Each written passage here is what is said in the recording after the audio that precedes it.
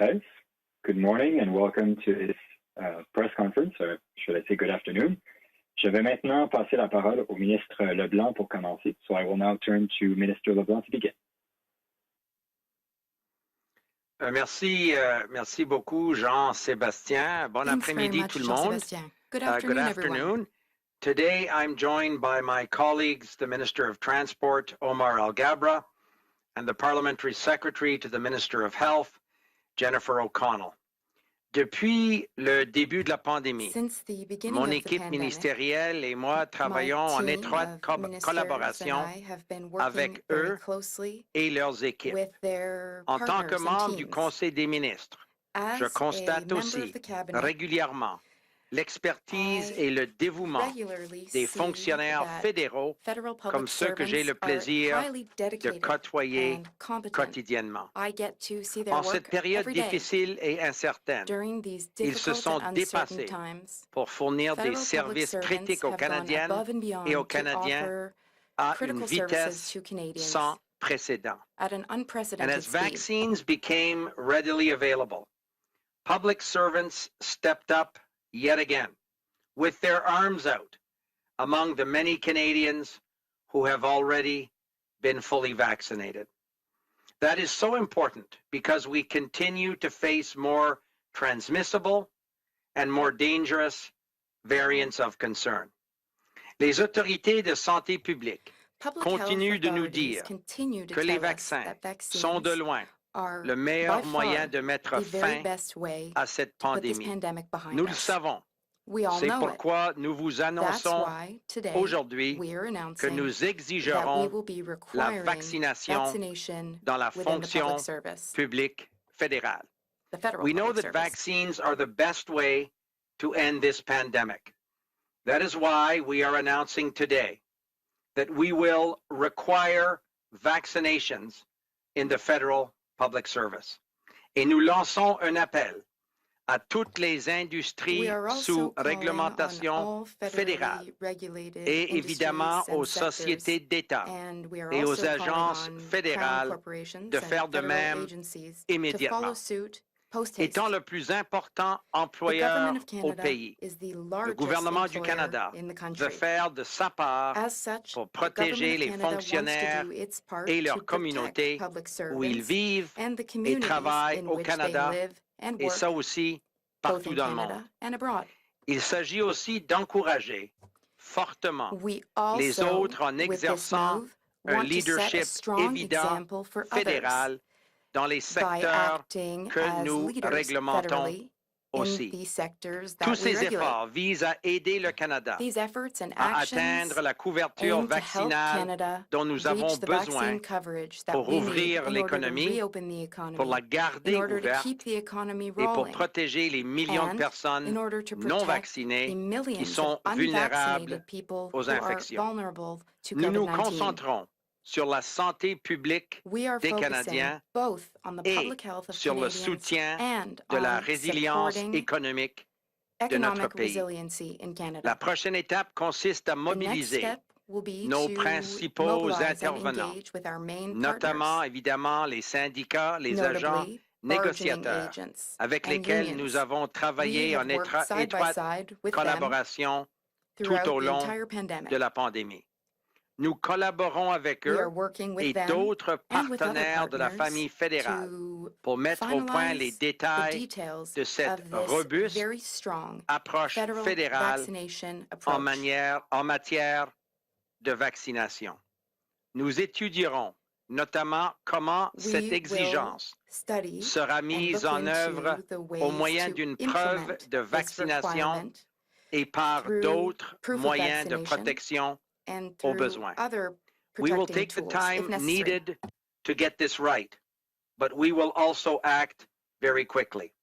The next step is obviously to engage our key stakeholders, including unions, bargaining agents, to build the details of this strong, mandatory federal vaccination plan.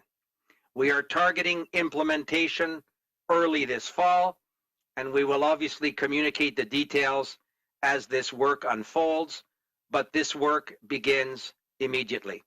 The Government of Canada has a large workforce and a large reach to help in the fight against COVID-19. It is both our opportunity, but also our duty to lead by example. Nous avons le devoir d'assurer la sécurité de nos employés et de ceux qu'ils servent, ainsi que de leur communauté aussi. C'est ce que nous faisons avec l'annonce aujourd'hui. Je vous remercie, and now I'm happy to turn over the microphone to my friend and colleague, the Minister of Transport, Omar Alghabra. Omar. Thank you very much, Dominic. Good afternoon, everyone. Good morning. Bonjour à tous. I would like to start by acknowledging that I'm speaking to you today from the traditional territory of the Mississaugas of the Credit First Nation. Canadians have demonstrated strength and resilience throughout the pandemic and have shown extraordinary commitment to following public health advice. Canada's vaccination rate is among the best in the world. But to protect ourselves and each other from the virus and its variants, we must do better. We need to reach as many Canadians as we possibly can. Today, we are announcing that the Government of Canada intends to require vaccinations across the federal public service. Following this example, we also expect that Crown corporations and other employers in the federally regulated sector will also require vaccination for their employees for the same compelling reasons. Furthermore, as soon as possible in the fall and no later than the end of October, the Government of Canada will require employees in the federally regulated air, rail, and marine transportation sectors to be vaccinated. In addition, the vaccination requirement will also extend to certain travelers. This includes all commercial air travelers, passengers on interprovincial trains, and passengers on large marine vessels with overnight accommodations, such as cruise ships. Of course, for those few who are unable to be vaccinated, accommodation or alternative measures, such as testing and screening, may be determined in each situation to protect broader public health by reducing the risk of COVID-19. I've heard from employers in the federal transportation sector who are concerned about protecting their employees. Workers are counting on their employers to develop robust vaccination policies for their workplaces. Vaccine requirements in the transportation sector will help protect the safety of employees, their families, passengers, their communities, and all Canadians. And more broadly, it will hasten Canada's recovery from the COVID-19 pandemic. We have seen how devastating COVID-19 has been to our transportation and tourism sectors. We must protect the hard-won gains made by Canadians. Canadians deserve to feel confident when traveling that the environment around them is safe. We need to regain public confidence in travel. Such confidence will give a boost to our industry. Being vaccinated makes the workplace and travel safer for everyone. We will work closely with key stakeholders, operators, and bargaining agent in particular, to develop a practical approach to requiring vaccines in these sectors as quickly as possible. As I noted, the health and safety of Canadians will always be our first and most important priority. La santé et la sécurité des Canadiens sont notre priorité. And lastly, to my fellow Canadians, next time you get on a bus to go to work, hop on a ferry, take a train or fly to another Canadian city, or any number of other industries public service employees are part of, remember, they work hard to serve you every day. Let's protect ourselves and each other by getting vaccinated. I want to thank Canadians for their continued cooperation in the face of the global COVID-19 pandemic. Canadians want to get back to normal as quickly as possible. Those who get vaccinated will pose less risks to themselves and their fellow Canadians. Because of this, they will be able to benefit from additional easing of public health measures. To those who have not been vaccinated yet, know that vaccines are our best way out of this pandemic. Please go get your shot. We're not quite there yet, but by continuing to work together, we will end this fight. Thank you. Merci. And now I will ask my friend and colleague, Jennifer O'Connell, to take the mic. Thank you, Omar and Dominic, and good afternoon, everyone. I'd like to start by thanking Canadians for their commitment to fighting COVID-19. We know vaccines are key to beating COVID-19. And while we still need to practice public health measures, particularly in crowded and indoor spaces, vaccines have allowed us to reconnect with loved ones and return to many of the activities missed during the pandemic. They are also essential to ensuring the safety of our employees. And this is why the federal government is committed to protecting the health and safety of all Canadians. Vaccine requirements across the public service reflect that commitment. Required vaccination also sets an example for everyone, including other public and private sector employers. This will help keep our country safe and contribute to stopping the spread of COVID-19 and its variants. As we face the fourth wave of this pandemic in Canada, it is more important than ever to bring down COVID-19 infection rates, and we have enough doses to fully vaccinate every eligible person in Canada, and it is important that everyone does their part to increase the vaccination uptake. So if you haven't been vaccinated yet, I urge you to make a plan to do so. Thank you so much, and I'll turn it back to Minister LeBlanc. Jennifer, thank you very much. And Jean-Sébastien, over to you. We're obviously, all three of us, happy to take questions now. Jean-Sébastien, à vous. Over to you, Jean-Sébastien. Merci beaucoup, Monsieur le Ministre. Donc, tel que mentionné, nous allons maintenant débuter la période de questions. We will now take Ministers questions. and the Parliamentary Secretary will now be happy to take your questions. As usual, it will be one question and one follow-up per reporter. Donc, comme d'habitude, ça va être une question et un suivi par journaliste. And I will now hand it over to the operator for the first question. Donc, je vais maintenant passer la parole à l'opérateur pour la première question. Merci, thank you. Thank you. Please press star 1 at this time to ask a question. S'il vous plaît, appuyez sur étoile 1 maintenant pour Please press poser star une 1 question. now to ask a question. The first question is from Nicole Thompson of the Canadian Press. Please go ahead. Your line is open. Hi, thanks, ministers. I'm wondering what will happen to the federal employees who choose not to get vaccinated. So it's Dominic LeBlanc. I'll be happy to offer some comments, and if my colleagues want to add something, I would obviously hope they do. This is a mandatory requirement for the federal public service. Obviously, there will be certain individuals for medical reasons that will not be able to be vaccinated, and the appropriate officials will obviously work with them to ensure that that the appropriate measures are in place for those, as I say, who medically cannot be vaccinated, cannot accept a vaccination. But we expect the federal public service to want to comply with this mandatory requirement.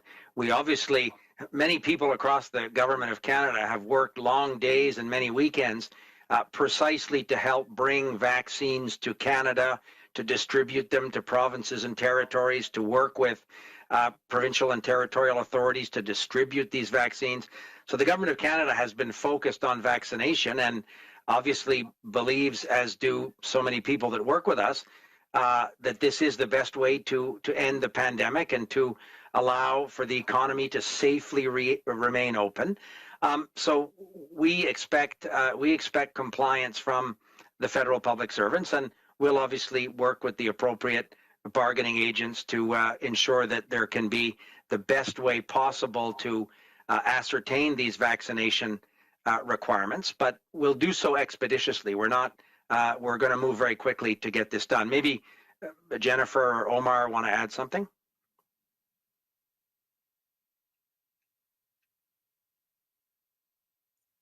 Let me start and then see if Jennifer wants to add something.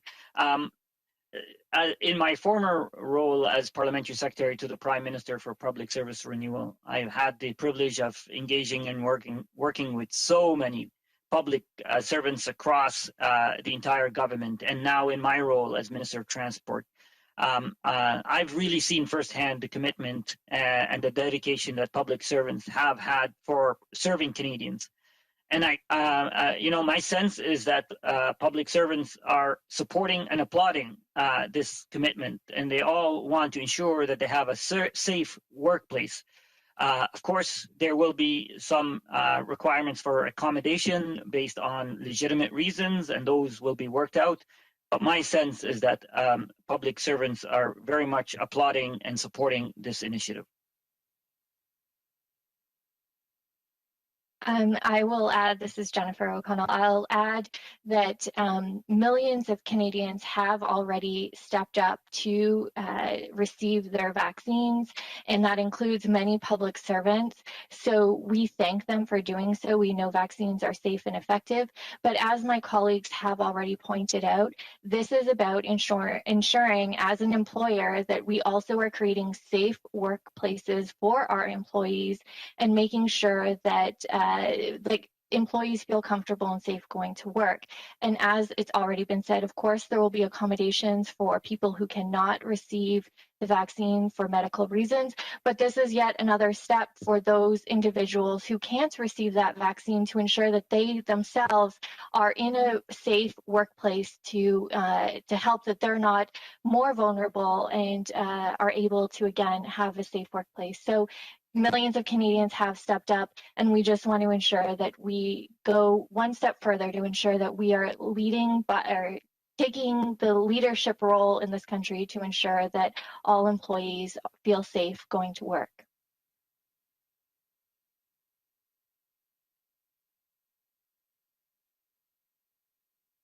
And did you have a follow-up? Yes, but what about those who are able to get vaccinated but decide for philosophical or religious reasons? I mean, maybe not religious, but who don't believe in vaccination. What will happen to those who choose not to get vaccinated?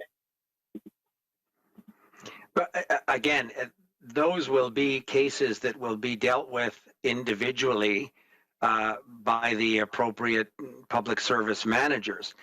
But what we're saying to the federal public service is this is now a mandatory requirement to go to work in a federal workplace or to work for the government of Canada. And Omar, I think, outlined other federally regulated jurisdictions in which we will be also mandating this requirement.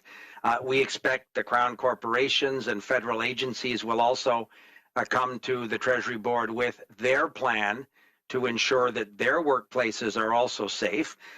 So we're not focused on those questions. We're focused on how to properly ensure that proof of vaccination is tendered by the public servants who have been vaccinated to work with unions, bargaining agents, and others. But public service managers will also be in a position to deal with employees that decide not to respect the mandatory requirement. Thank you, Minister LeBlanc. And I will now hand it over to the moderator for the next question. Donc, excusez-moi, pas modérateur, opérateur, à vous pour la prochaine question. Over to you for the next question. Merci. Thank you. The next question, la prochaine question est de Claudie Côté de TVA. Next question, À vous la Claudie parole. Côté from TVA. Bonjour. Peut-être une spécification. J'aimerais Hello. savoir I'd like quand clarification about la something, vaccination va please. devenir I'd like to obligatoire. know Vous n'avez when pas donné vaccination d'horizon will de temps become pour required. le moment. You didn't give us Et a est-ce que vous timeline yet. connaissez le taux de vaccination en ce Also, moment chez what les is the fonctionnaires current fédéraux? vaccination rate among federal public servants? Do you happen to know that? Peut-être Answer. pour les industries Ministre ou les Leblanc. secteurs, par exemple, de transport, que mon for some collègue, le industries ministre and Algabra, a sectors, for décrit example, tantôt, il a transportation, clairement as dit my qu'au colleague, plus tard, à la fin octobre, nous allons prendre des mesures réglementaires nécessaires pour s'assurer que ces employés sont proprement vaccinés. On ne va pas attendre, évidemment, pour ces dates avant d'agir et avant d'obliger ces compagnies d'agir dans ces secteurs identifiés par le ministre des Transports. Nous n'avons pas pour le moment des renseignements sur le pourcentage de la fonction publique pleinement vaccinée, quoique on s'attend que c'est très élevé parce que, comme j'ai dit, ce sont bel et bien des femmes et des hommes qui ont travaillé de longues heures dans beaucoup de cas, précisément pour amener des vaccins aux Canadiens. Et d'autres fonctionnaires du gouvernement du Canada sont au travail depuis le début de la pandémie.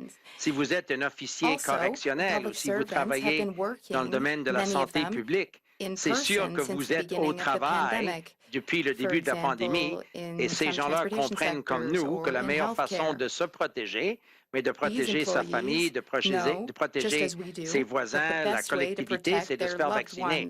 Mais c'est précisément le travail que le Conseil du Trésor va faire avec les syndicats de la fonction publique, avec tous les employés de la fonction publique au cours des prochaines semaines, demander la preuve vaccinale appropriée et trouver la meilleure façon d'obliger ceux et celles qui ne sont pas vaccinés et qui peuvent être vaccinés de se faire vacciner. C'est le travail qui va commencer dès la semaine prochaine.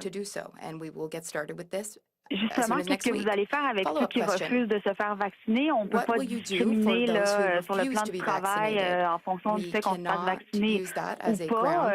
C'est illégal. Alors, est-ce qu'il va y avoir des mesures d'accommodement pour ces personnes-là? Est-ce qu'on va leur demander de passer des tests, par exemple, sur une base hebdomadaire? Puis, simplement, vous n'avez pas répondu, là, outre le transport pour les autres fonctionnaires fédéraux, la mesure va entrer en place. Pour la fonction publique fédérale, on s'attend que les mesures soient en place au plus tard sur l'échéancier du mois d'octobre que le ministre Alghabra a décrit pour le secteur, par exemple, des transports. Mais c'est précisément le genre de questions que nous allons entamer dès lundi. Le Conseil du Trésor va rencontrer les représentants syndicaux des organisations de la fonction publique fédérale au cours de la semaine prochaine et nous aurons au cours des prochaines semaines des précisions quant à la date où la vaccination mandatée va rentrer en vigueur. Mais comme nous avons dit, il y aura des circonstances pour des gens, par exemple, pour des raisons médicales qui ne peuvent pas être vaccinés. On va trouver la meilleure façon de les accommoder. Comme Mme O'Connell a bien dit, la meilleure façon aussi de leur protéger, c'est de s'assurer que les gens avec lesquels ils travaillent sont pleinement vaccinés et que nous avons entièrement confiance que les fonctionnaires du gouvernement du Canada et ceux et celles qui travaillent pour les sociétés de la couronne aussi vont respecter cette exigence, mais les responsables de la fonction publique dans tous les ministères auront les outils nécessaires pour s'assurer que les gens sont pleinement vaccinés.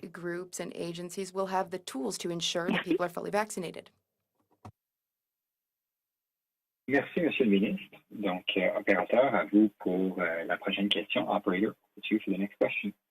Merci, thank you. The next question is from John Paul Tasker of CBC News. Please go ahead. Yeah, good afternoon, ministers. Thanks for doing this. For Minister LeBlanc, the Prime Minister was asked about mandatory vaccinations in January. He said that this sort of regime would be, quote, an extreme measure and would have real divisive impacts on community and country. The Health Minister, Patty Hajdu, made similar comments as well, saying that no vaccines would be mandatory. So I guess the question is, what's changed, and why are we seeing this sort of climb down today from past comments? So I'll offer some comments, and Omar and Jennifer may want to add something, Jean-Paul, but I obviously wouldn't describe it as a climb down. This is an evolution of the government's posture in protecting the health and safety of Canadians since the beginning of the pandemic. We have scientific data, but also real-world evidence on how remarkably effective are the vaccines that have been approved for use by Health Canada. So after months and months of deploying these vaccines literally into millions and millions of Canadian arms, we see how effective they are. We also see what other workplaces and other public service agencies around the world have done. And the Prime Minister asked the Clerk of the Privy Council to prepare options for the government on what a mandatory federal public service vaccination plan would look like. And that is exactly what we are announcing today. So it is very much a continuation of our government's efforts to do whatever it takes for as long as it takes to protect the health and safety of Canadians. We think the Government of Canada has to lead by example. It's the country's biggest employer. We're also asking federally regulated industries, and they are also some of the largest private sector employers in the country, to take similar measures, and we'll be working collaboratively with them over the coming weeks as well. We see this as, frankly, a very important step, particularly with the Delta variant, for example, being more transmissible. Fully vaccinated Canadians are much, much more effectively protected than those that aren't. So this is a continuation of that effort that began, obviously, in March of last year. Omar or Jennifer may want to add something. Yeah, thanks, Dominic. I'll just add to what you said, is that, you know, from the beginning, our government has been focused on working with the provinces, on supporting our frontline health workers, on providing vaccine supplies, on providing PPEs. And we're seeing that organically, significant vaccination rates have been produced. Over 81% of Canadians, adult Canadians, have received one dose, and 70% have been fully vaccinated. So we can see that we are, you know, hopefully in the final few miles of this marathon, and we need to do additional measures to incentivize and to close this gap, to continue on this momentum, so we can protect the health and safety of all Canadians, and actually protect as well the hard-won gains to our economy, to our sectors. We cannot afford to risk losing all of those gains. Perhaps I will just add, I think our government, and certainly the Minister of Health, as I've worked closely with her, the commitment has always been the safety and the protection of Canadians. So wherever COVID has taken us, we have been committed to find the solutions to keep Canadians safe. And we know that vaccines are safe and effective. We also know, with variants of concerns, that vaccinations are still working and provide that level of protection that we need. And that, I think most importantly, vaccines not only keep yourself safe, but they keep your friends and neighbors safe. And that if we want to continue to return to life as normal, if we want to continue to support small businesses, to ensure that they can stay open and thrive and continue to travel and do all the things that I know Canadians are excited to continue to do, the best way to fight COVID-19 and to ensure that we have those opportunities, that we can see our loved ones, that we can hug each other again, is to continue to get vaccinated. So as my colleagues have said, we know that millions of Canadians have stepped up. We are taking a leadership role to not only create safe workplaces for our own employees, but it's also to set the example for Canadians to continue to step up, protect themselves, but protect our country and our communities.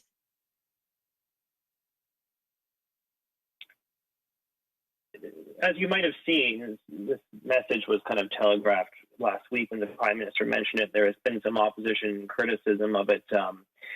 David Yerdiga, who's a Conservative MP from Alberta, said forcing federal workers to get a vaccine is a tyrannical idea. He said Canadians deserve the right to choose whether to be vaccinated or not. And mandating vaccines like this is a slippery slope. He's fearful that it could be discriminatory, creating, you know, two classes of Canadians, the vaccinated and the unvaccinated.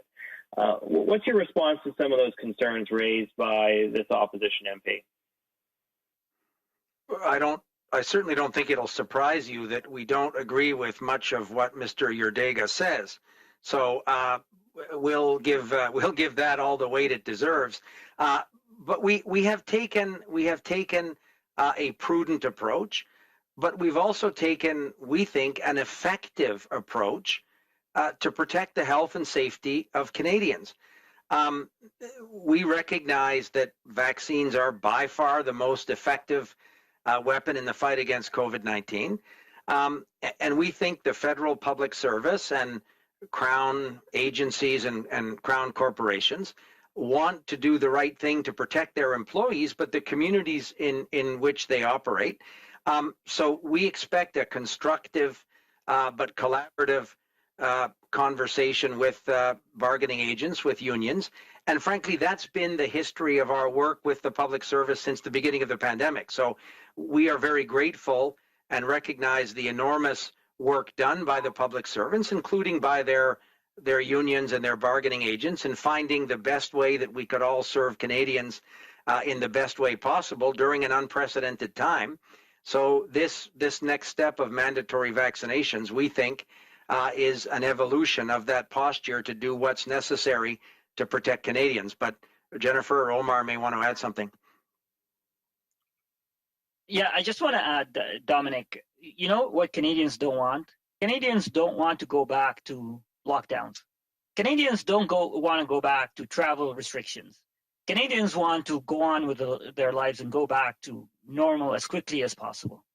And, you know, it's not uncommon for a government to play a regulatory role when it comes to protecting the overall health and safety of Canadians. There are ample evidence of different measures that different levels of government regulate to ensure this protection of the safety of Canadians. And this is another example of how the government has a role, and it also demonstrates how much of a difference it makes, the policies that government make to improving the lives of Canadians. So we fundamentally disagree. Canadians expect this from their government, and we think it is the responsible and the prudent thing to protect the health and safety of all Canadians.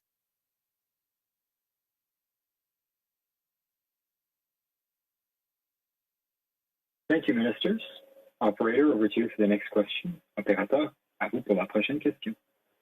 Merci. La prochaine question est de Catherine Lévesque de la Presse canadienne. La parole est à vous. La Presse canadienne. Go ahead. Oui, bonjour à vous tous. Tout d'abord, avant de poser mes questions, je voulais juste rectifier parce que CIPAC, je pense, n'a pas de son actuellement. Donc, j'ai manqué les premières minutes de votre annonce, M. Leblanc.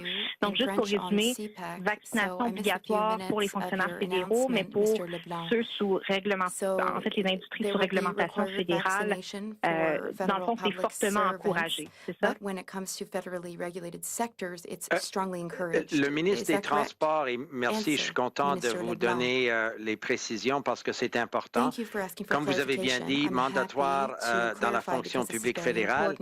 On va travailler avec les sociétés d'État du gouvernement fédéral, les sociétés de la couronne aussi. Là, on pense par exemple Post-Canada, Radio-Canada, il y a d'autres sociétés d'État. On va travailler aussi pour s'assurer qu'eux autres ont les moyens de faire ce qui est nécessaire en termes de vaccination de leurs employés. Mais le ministre des Transports a précisé les secteurs des transports et je demanderai peut-être à Omar de vous donner la réponse précise.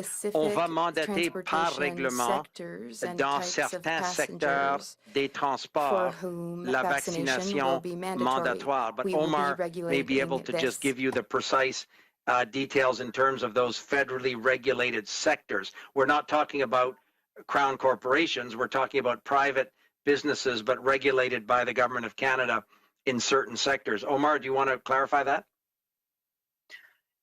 Yes, Dominic, we are requiring federally regulated employers to adjust their rules to ensure that a mandate is imposed by no later than the end of October. So we will be working with employers on defining the new regulatory framework to ensure that all employees and a number of travelers will be fully vaccinated by no later than the end of October. OK, parfait. Merci beaucoup pour les précisions. Et puis, les deux questions. La première est à vous, M. Leblanc.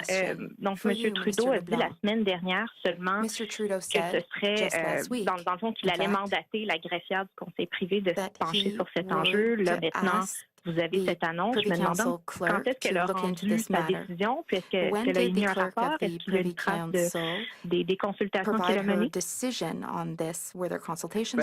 Moi, j'ai travaillé avec la greffière, avec Mme Charette sur plusieurs autres dossiers. Je sais que c'est une personne rigoureuse qui travaille énormément fort, évidemment. Et je sais qu'elle a eu des discussions à travers la famille fédérale depuis que le premier ministre lui a confié ce mandat-là. Et je sais que les avis ou les options du Conseil privé ont été présentés au gouvernement il y a quelques jours, et c'est ça l'annonce que nous faisons aujourd'hui. Le premier ministre a pris la décision il y a 2 jours, et c'est ça l'annonce que nous faisons aujourd'hui. Et juste une question pour vous, M. Alghabra. Pourquoi attendre à la fin du mois d'octobre pour implanter ces mesures-là alors qu'on est dans une 4e vague? To enforce these measures, the 4th wave is already here. Thank you for your question. This matter, obviously, today we're signaling to the industry, to federal employees, that we want to do it as soon as possible.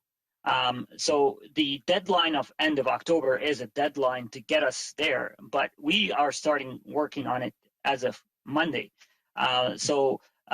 This is going to require a lot of discussions with stakeholders, with employers, with unions, and we know that they all support this measure. We've spoken, I personally heard from airports, from airlines, from unions, that they support this measure. We now need to get to work, define the proper regulatory framework and the proper regimes for this. But end of October is the latest date that we want to get there. We are hoping and aiming to do it even sooner. Thank you, ministers. Operator, over to you for the last question. Donc, opérateur, à vous pour la dernière question. Operator, over to you for the last question. Merci, thank you. La dernière question, the last question, is from Sophia Harris of CBC News. Please go ahead.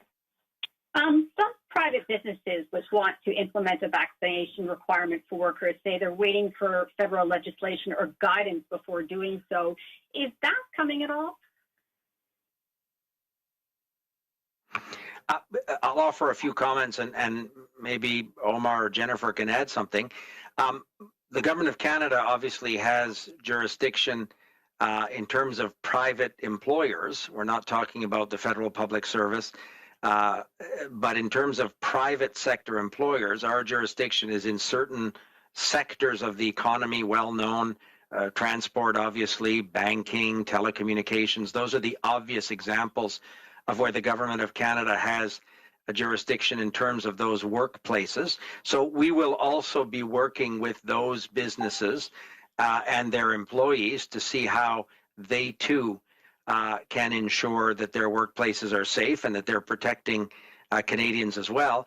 But a great number of employment relationships are governed by provincial law, and provincial labor codes and employment standards legislation in individual provinces obviously vary from jurisdiction to jurisdiction, and those questions we would invite provincial leaders to take up with employers as well, but that's not properly part of our federal ability to legislate or to enact regulatory measures. We can enact regulations under existing legislation, and that's exactly, I think, what Omar is doing, for example, in the transportation sector, but he may want to add something, or Jennifer as well. Yeah, Dominic, thank you. And just to elaborate or add to what Minister LeBlanc has said, in addition to the importance of what we're announcing today, we're also setting a leadership example to other industries, to other sectors. So yes, we have certain jurisdictions over certain industries, and this is what we're working on starting today. we hope that other sectors will follow our example and set a similar standard for their employees and their workplaces. Ultimately, again, we want to protect against losing all the gains that we've made. We want to protect against going back to lockdowns. We want to protect against losing jobs that we've seen during travel restrictions and other type of restrictions. We want to build on the significant gains that we've made so far. We're almost there. 82% of Canadians have received their first dose. We need to finish this race, and I know we will get there as soon as possible. Thank you. I'll just add very quickly to what Minister LeBlanc and Minister Alghabra just said, but I think from health perspective, throughout this pandemic, even when it might be provincial or territorial jurisdiction, we have been frankly, we've even working directly with local public health units. So if there are opportunities to provide advice and guidance, the Public Health Agency of Canada, Health Canada, we are there to support them in whatever they need. We have seen recent announcements, even, for example, universities coming out with vaccine protocols. And so although we may not have regulatory jurisdiction over all of these industries, certainly Health Canada and the Minister's priority has been to it has been committed to working with them to provide the best public health advice that we can, and in any ways that we can support provinces and territories in taking the regulatory measures that they need to take in their jurisdictions. Thank you very much, Parliamentary Secretary and Ministers. Donc voilà qui met fin à cette conférence de presse. That will conclude today's press conference. Merci d'avoir été parmi nous. Thank you for joining us today. Merci beaucoup.